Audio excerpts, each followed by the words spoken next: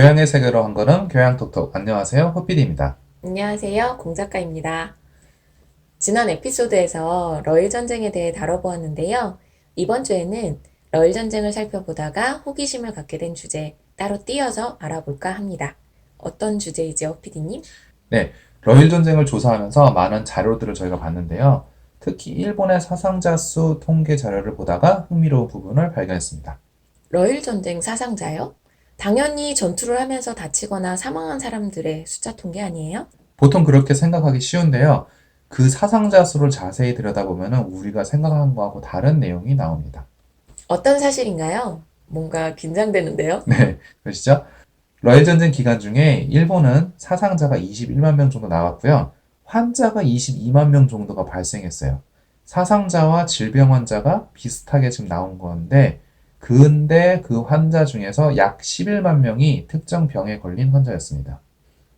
질병 환자의 숫자가 전투에서의 사상자보다 많았다니 놀라운데요.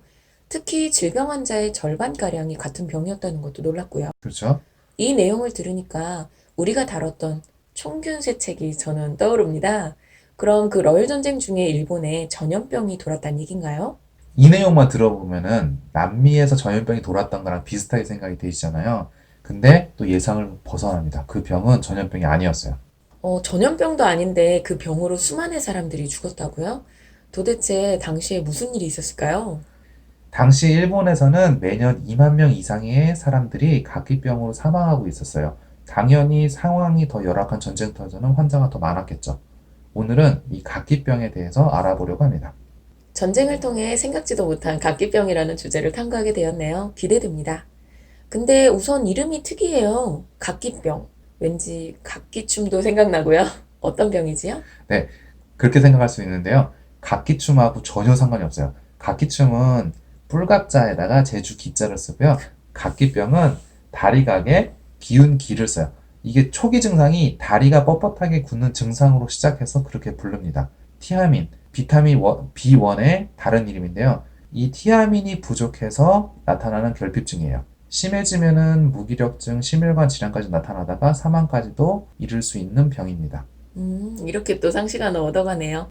근데 제가 궁금해서 저도 검색을 한번 해봤어요. 네네. 그랬더니 각기병 이렇게 써있고 괄호한 뒤에 베리베리라고 영어로 써있더라고요. 네네, 그건 그쵸? 뭔지 아세요? 질병의 영어 이름이 베리베리예요? 아, 네. 영어로는, 또 오랜만에 영어 발음하려니까 좀 어색한데, 영어로는 thiamine deficiency라고 부르고요. 또 다른 이름으로는 beriberi disease라고도 부릅니다. 이 베리베리는 스리랑카 말로 아무것도 못하겠다, 못하겠어, 뭐 이런 의미라고 해요. 그렇군요. 이름이 아무것도 못하겠다라니까 아까 증상에서 무기력증이랑 다리를 움직일 수 없다는 그 증상이 네, 있었잖아요. 왠지 그쵸? 그것 때문에 나왔을 것 같아요. 그런 것 같아요. 그러니까 이 병에 걸린 사람들이 너무 힘드니까 네. 나 아무것도 못하겠어 이런 얘기밖에 못했을 것 같다는 생각이 듭니다. 근데 이 각기병이 주로 아시아 쪽에서 많이 발생을 한 거로 보이는데요. 네네. 왜냐면 베리베리가 스리랑카 말인 것도 그렇고 지금 일본에서 많았다는 것도 그렇고요. 네, 맞아요. 19세기 후반부터 아시아에서 많이 발생했습니다. 왜 19세기 후반 아시아에서 많이 발생한 거죠? 이 병이 정제된 백미만 먹다 보면 발생해요. 그래서 쌀을 주식으로 하는 나라들에서 나타날 확률이 높습니다. 그런데 그 전보다 19세기 후반에 많이 나타나는 이유, 그건 바로 이때 아시아에 증기방앗간이 도입돼서 그래요. 증기방앗간. 네, 증기방앗간이 들어오기 전에는 물레방아나 절구 같은 걸로 도정을 해서 쌀에 껍질이 남아있는 경우가 많았어요. 곡물의 주요 영양분은 껍질에 다 들어있거든요. 그래서 껍질이 남아있는 쌀, 현미죠. 현미만 먹어도 안 걸립니다. 사람이 직접 도정을 하면 깔끔하게 껍질 벗기기가 힘들었을 것 같은데요. 증기방앗간이 들어오면서 깔끔한 백미가 만들어지게 됐군요. 그렇죠. 기술 발전이 오히려 좋은 것만은 아닌 거네요. 맞아요. 일반인들은 사실 백미를 먹기가 어려웠어요. 그래서 오히려 지배층이나 돈이 많은 계층이 각기병에 걸리기 쉬웠습니다. 일본 같은 경우엔 이런 사람들이 많이 몰려있는 에도, 지금의 동경이에요. 에도에서 많이 발생했다고 해서 에도병이라고도 불렀다고 하네요. 음, 이렇게 사치품에 가까웠던 백미가 도전 기술의 발달로 문턱이 낮아지면서 각기병 환자가 폭발적으로 증가하게 된 거예요. 현미나 잡곡이 아니면은 육류나 채소로 보충을 해야 되는데 지금처럼 냉장고가 뭐 있었던 것도 아니고 하니까 이제 먹기가 어려웠던 거죠.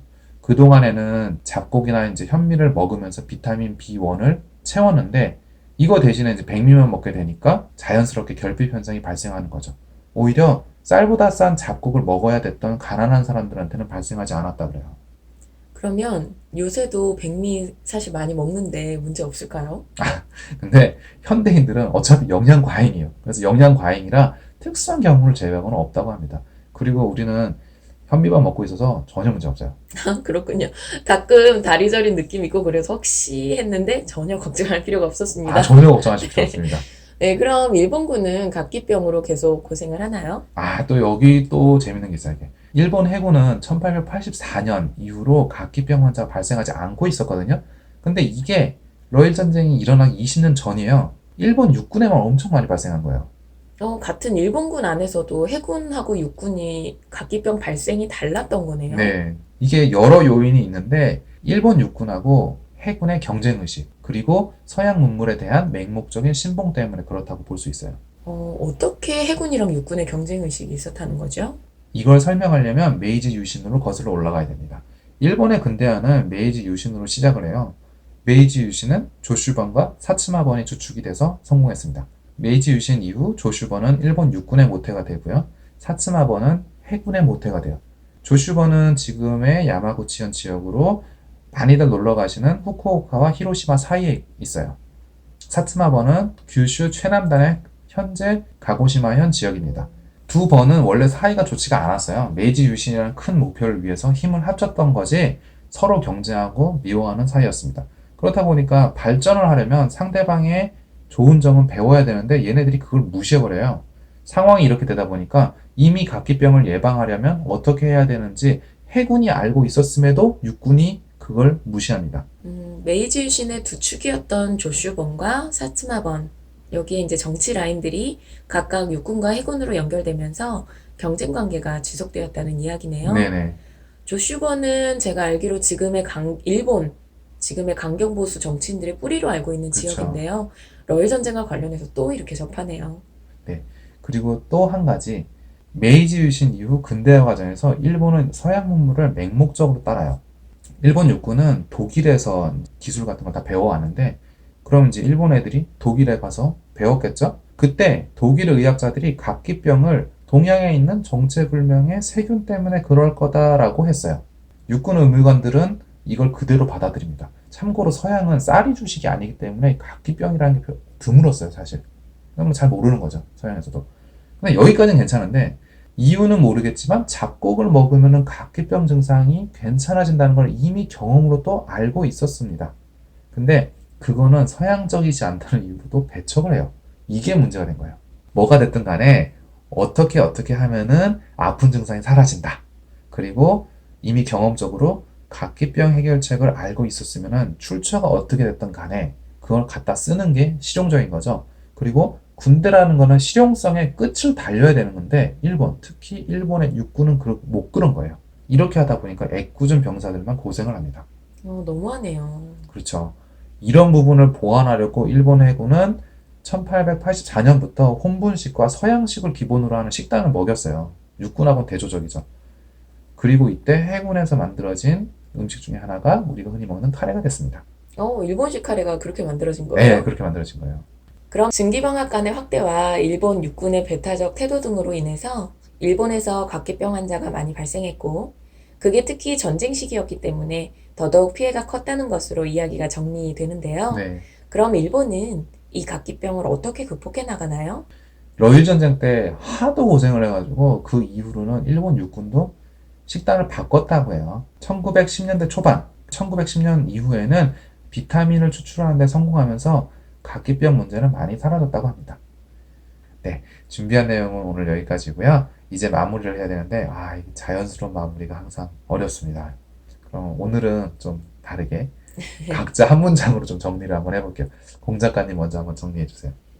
저는 이렇게 한 문장으로 정리를 해볼게요. 네. 전쟁은 양파 같다. 네, 질병이든 다른 다양한 소재들로 전쟁을 들여다보면 진짜 많은 얘기들이 계속 나오거든요. 그래서 양파 같다라고 표현해봤습니다. 그쵸. 이게 또 하다 보면은 양파도 계속 나와요, 이게. 네. 네, 저는 배울 건 잘 배우고 현미와 잡곡은 잘 먹자입니다. 네. 저희도 현미와 잡곡을 앞으로 잘 챙겨 먹어야겠어요. 네, 잘 챙겨 먹죠. 이따 녹음 끝나고 현미 사러 가시죠. 네, 네, 교양의 세계로 한 걸음, 교양톡톡. 지금까지 허피디. 공작가였습니다. 함께 해주셔서 감사합니다.